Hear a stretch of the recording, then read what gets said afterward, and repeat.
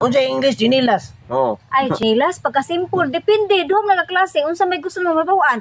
Sa English sa chilas, sa pobre o sa dato? Kanang mahalon, kanang dato. Sa dato, simple. Havayanas. Havayanas. Nga akong pobre. Spartan. Excuse me ya. Kanang inyo mo nang wifi yan, di ana yan oh. Kakuha na. Pwede mo connect? Oh, pwede. Salamat kayo ya ha. Salamat sa kaya saya ha. Unsay password ya? Patutoy ako. Patutoy ako. Ha?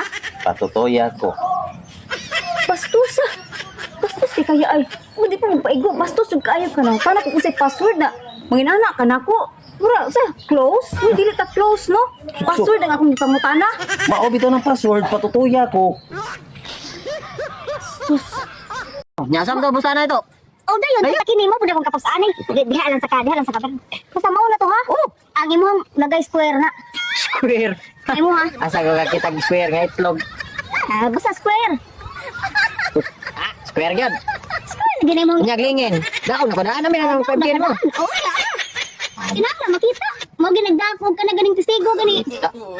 Tigo.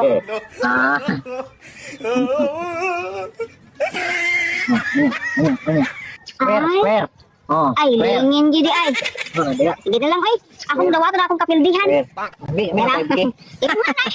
Kwarta. May na lang ba? Kwarta. May na lang gi. Makasuway pag daog po ako permanente. Sa permanente, ikaw yung sige kang singisi na pildi na gani ka niya. Ay, Sige, singisi. Okay ra. Pildi ko nimo 5,000 ra. Daog man sad kuare.